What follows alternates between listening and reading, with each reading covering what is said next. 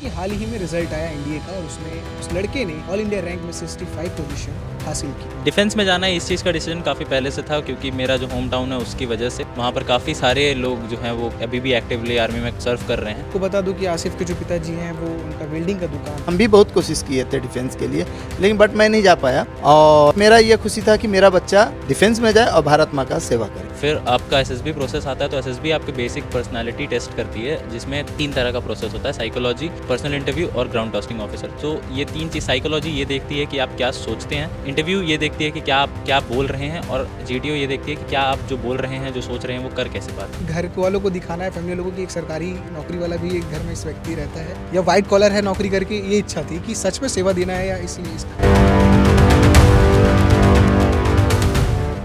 नमस्कार, मेरा नाम फैज़ान है और आप केपी न्यूज़ देखना शुरू कर चुके हैं। इस वक्त जो है हम मरोदा में मौजूद हैं और यहाँ आने की एक ख़ास वजह ये है कि मरोदा में एक रहने वाला लड़का जो है उसने मरोदा, भिलाई और छत्तीसगढ़ का नाम रोशन किया है। इसलिए क्या है कि हाल ही में रिज़ल्ट आया एनडीए का और उसमें उस लड़के ने ऑल इंडिया रैंक में 65 पोजीशन हासिल की है। लड़के का नाम आसिफ है, इस वक्त हमारे साथ है। इनसे बातचीत करेंगे। उनके जो परिजन हैं, उनके पिताजी, वो भी हमारे साथ मौजूद हैं। हम उनसे भी उनका एक्सपीरियंस लेंगे। सबसे पहले तो आसिफ से ही बात करते हैं। सबसे पहले तो आसिफ, आपको ढेर सारी मुबारकबाद। Thank you very much. Asif, जब मैं पढ़ रहा था आपके बारे में तो मुझे पता चला कि आपका ये 3rd अटैम्प्ट था। किस तरह की तैयारी रही? थोड़ा सा एनडीए के बारे में भी जानना चाहूँगा। एनडीए किस तरह के एग्जाम होते हैं, किन किन चीज़ों का ध्यान रखना होता है, क्या सिर्फ रिटर्न होता है या फिर इंटरव्यूज़ भी है इसमें? ऑल इंडिया रैंक तक पहुंचने की जो तैयारी रही, आपका जो संघर्ष रहा, वो किस तरह से था? तो my name is Mohammad Asif Khan. मैंने एनडीए की तैयारी क्लास 11th के एंड से स्टार्ट करी थी। पहला अटैम्प्ट मैंने एनडीए की 12th अपीयरिंग में दी थी, बाकी दोनों अटैम्प्ट मैंने 12th पास पे दिए हैं। एनडीए का एग्ज़ाम 4 फेजेज़ में होता है basically: written examination, SSB interview, your medical process, और फिर लास्ट में एक फाइनल मेरिट आती है जिसमें वैकेंसीज़ के अकॉर्डिंग आपको जॉइनिंग लेटर इशू होते हैं। रिटन के लिए आपको, अगर आप तैयारी कर रहे हैं तो रिटन में आपको वैरायटी ऑफ चीज़ों पर ध्यान देनी पड़ेगी, क्योंकि एनडीए का एग्जामिनेशन में काफ़ी लंबा सिलेबस होता है। मैथ्स के साथ साथ इसमें फिजिक्स, केमिस्ट्री, बायोलॉजी, सोशल के सब्जेक्ट जैसे geography, history, civics, English, general knowledge और करंट अफेयर्स होता है। तो इसकी तैयारी भी आपको साथ साथ में करनी पड़ती है। फिर आपका एसएसबी प्रोसेस आता है, तो एसएसबी आपके बेसिक पर्सनालिटी टेस्ट करती है, जिसमें 3 तरह का प्रोसेस होता है: साइकोलॉजी, पर्सनल इंटरव्यू और ग्राउंड टास्किंग ऑफिसर। तो ये 3 चीज़, साइकोलॉजी ये देखती है कि आप क्या सोचते हैं, इंटरव्यू ये देखती है कि क्या आप क्या बोल रहे हैं, और जीटीओ ये देखती है कि क्या आप जो बोल रहे हैं, जो सोच रहे हैं, वो कर कैसे पाते हैं।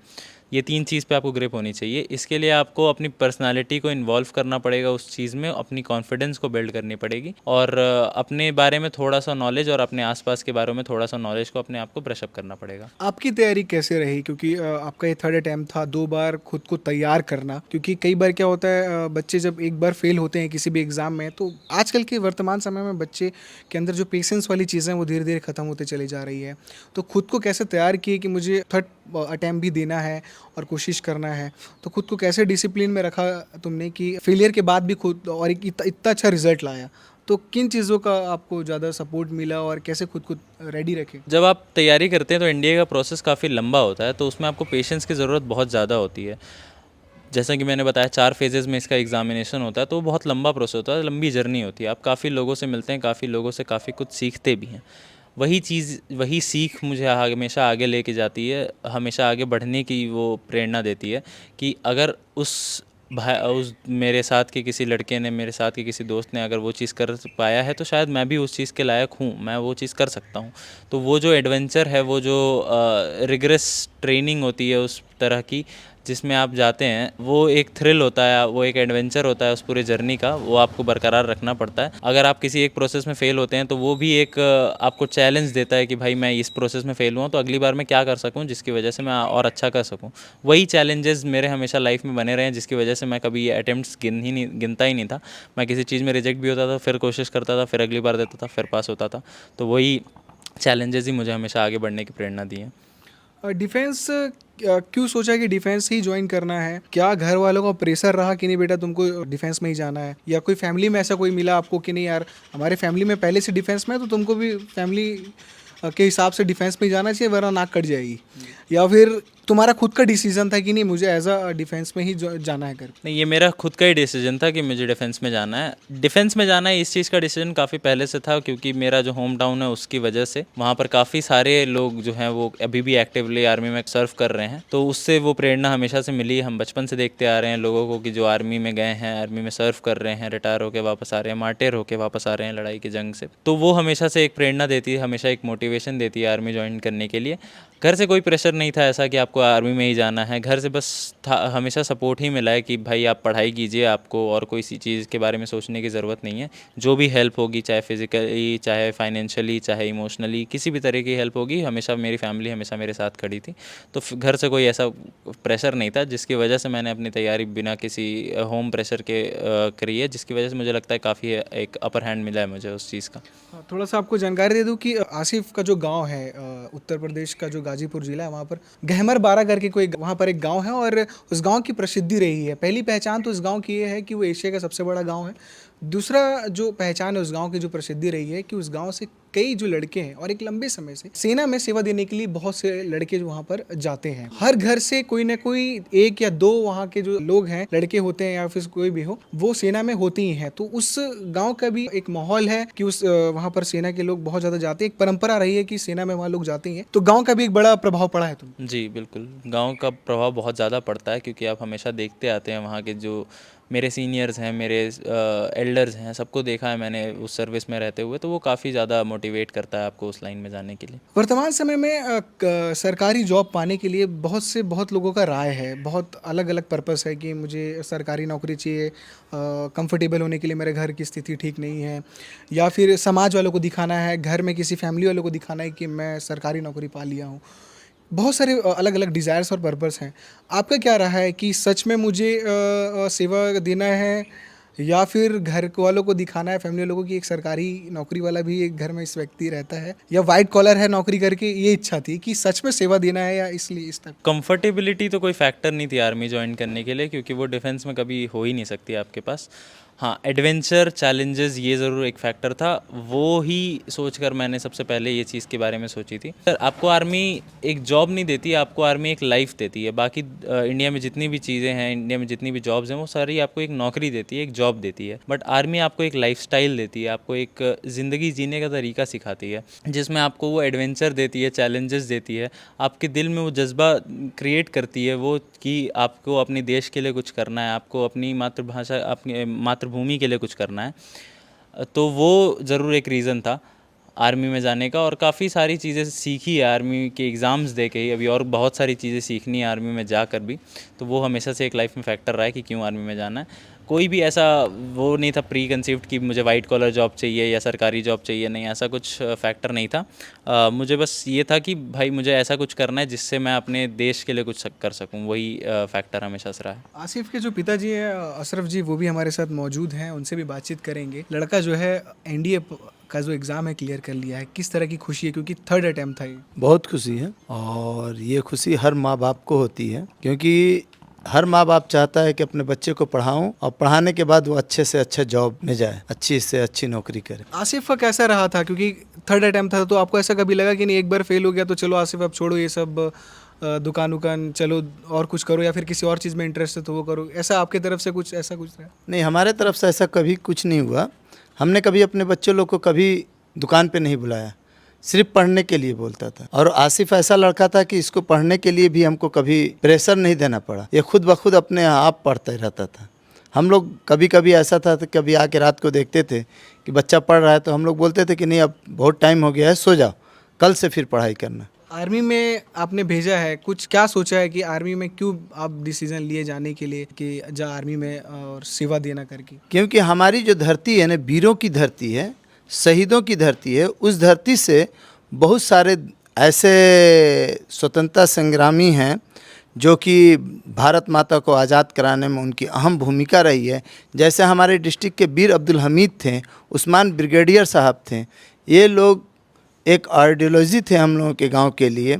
और हमारा गांव ऐसा है कि हर घर घर से एक एक फ़ौजी मिलेंगे, यहाँ तक कि उसमें कर्नल, मेजर, जनरल, बड़े बड़े पोस्ट पे भी हैं। हमारे गांव से 2 आईपीएस भी हैं, जो एक आईपीएस हमारे छत्तीसगढ़ के डीजीपी भी रह चुके हैं, एमडब्ल्यू अंसारी साहब भी रह चुके हैं। तो ये हमारी लिए गांव का एक बहुत बड़ा इतिहास है।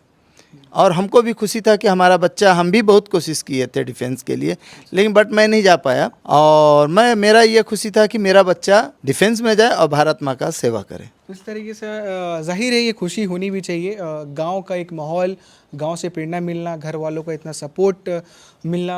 आपको बता दूं कि आसिफ के जो पिताजी हैं वो, उनका वेल्डिंग का दुकान है। तो सोचिए कितना हिम्मत जुटाना होता है एक परिवार को जब वो अपने घर के किसी एक सदस्य को देश की सेवा के लिए भेजना होता है, क्योंकि देश में सेवा के लिए आपको पता है कि आगे के क्या क्या फैक्ट्स होते हैं। इंसान जाता है तो खुद के भरोसे से ही लड़ रहा होता है वहाँ पर। आसिफ, एक क्वेश्चन ये था कि अभी हाल ही में एक फ़ैसला आया था, फ़ैसला होने के बाद एनडीए से रिलेटेड आप हो करके, इसलिए मैं आपसे क्वेश्चन कर रहा हूँ। एक वुमेंस बैच पास हुआ एनडीए का, आज़ादी के बाद पहला ऐसा मौका था जहाँ पर वुमेंस बैच पास आउट हुआ। तो उस पर आपकी क्या राय है? क्या ये बहुत लेट हुआ या ये सही था फ़ैसला, या आगे इस चीज़ पे और कितना ध्यान देना चाहिए, किस तरह की चीज़ों को? मेरे हिसाब से ये फ़ैसला और जल्दी आना चाहिए था, क्योंकि ये फैक्टर आपके दिमाग में हमेशा आता है कि भाई जब दुनिया उस चीज़ के ऊपर लड़ रही है, जेंडर इक्वालिटी के बारे में, तो एक ऐसा फैक्टर जिससे आप वुमेन एम्पावरमेंट पे भी फोकस कर सकते हैं, तो वो बहुत ही अच्छी निर्णय है सुप्रीम कोर्ट की कि उसमें दोनों ही जेंडर को इक्वली राइट्स दिया जाए। इक्वली जो रिजर्वेशन पॉलिसीज़ हमारे संविधान में भी है उसको फॉलो करते हुए उसमें रिजर्वेशंस क्रिएट किए गए हैं, जिसके लिए मुझे लगता है कि उसमें कोई भी क्रिटिसिज्म वो डिज़र्व नहीं करता है।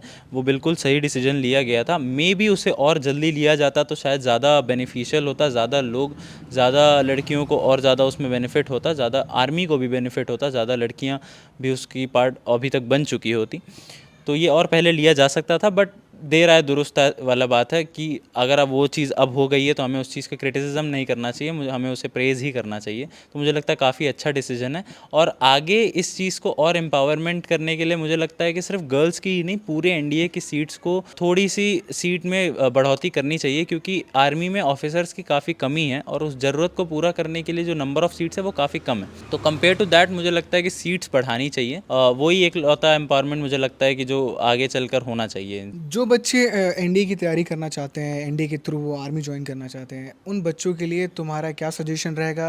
1, 2 या 3 पॉइंट्स ऐसे जो उनको एकदम ध्यान देना चाहिए। 2-3 पॉइंट में सबसे पहला तो ये बोलूँगा कि एनडीए के सफ़र जो होता है वो काफ़ी लंबा सफ़र होता है, तो आपको अपना पेशेंस लेवल, आपको अपना परसिवरेंस, आपको अपनी हार्डवर्क बनाए रखनी पड़ेगी और वैरायटी आपको अडेप्ट करनी पड़ेगी। आप सिर्फ 3 सब्जेक्ट्स पढ़कर एनडीए का एग्ज़ाम नहीं क्लियर कर सकते, तो आपको काफ़ी वैरायटी में, काफ़ी संक्षेप में चीज़ों को पढ़ना पड़ेगा। और न्यूज़पेपर्स वगैरह जो आपके जनरल चीज़ें होती हैं जिससे आपकी जनरल नॉलेज बढ़ती है, आपकी जनरल अवेयरनेस बढ़ती है, वो सारी चीज़ों पर आपको ध्यान देना पड़ेगा। दूसरी चीज़, आपको अपनी पर्सनालिटी में चेंज लाना पड़ेगा। आपको आर्मी के ऑफिसर बनकर तैयारी करनी होती है। आपको ये सोचना होता है कि मैं आर्मी का ऑफिसर हूँ, और ये सोचकर आज आप जब तैयारी करते हैं तो आपकी पर्सनालिटी अपने आप डेवलप होती है। ये 2-3 फैक्टर हैं जो आप अगर आप दिमाग में रख कर तैयारी करते हैं तो आपको काफ़ी हेल्प होगा।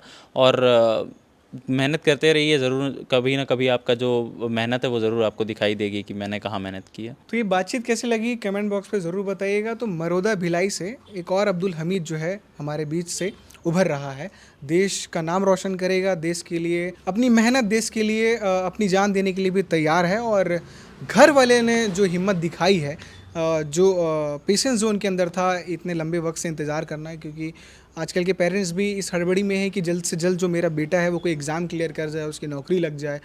तो इस तरह की हड़बड़ियों के बीच एक परिवार ऐसा जो संकल्प लेता है कि मेरे बच्चों को देश की रक्षा के लिए ही मुझे भेजना है, इसके अलावा मेरे पास कोई और ऑप्शन नहीं है, उसके लिए इंतज़ार किया। इंतज़ार करने के बाद इंतज़ार का फल हमेशा मीठा ही होता है। और ऑल इंडिया रैंक में 65 पोजीशन में आसिफ ने भिलाई छत्तीसगढ़ का नाम रोशन किया है। आसिफ को आगे के लिए ढेर सारी शुभकामनाएं। उम्मीद है कि वो एक अच्छा नाम रोशन करेंगे, अपने घर वालों का भी, भिलाई वालों का भी, और देश के लिए हमेशा अग्रसर रहेंगे, हर चीज़ों में वो आगे रहेंगे। ये बातचीत कैसे लगी आसिफ से? अगर आपकी कोई राय है तो आप कमेंट बॉक्स में ज़रूर रखिएगा। आसिफ के पिताजी के लिए आपकी कोई राय है तो कमेंट बॉक्स में ज़रूर रखिएगा। और केपी न्यूज़ के साथ बने रहिए। शुक्रिया।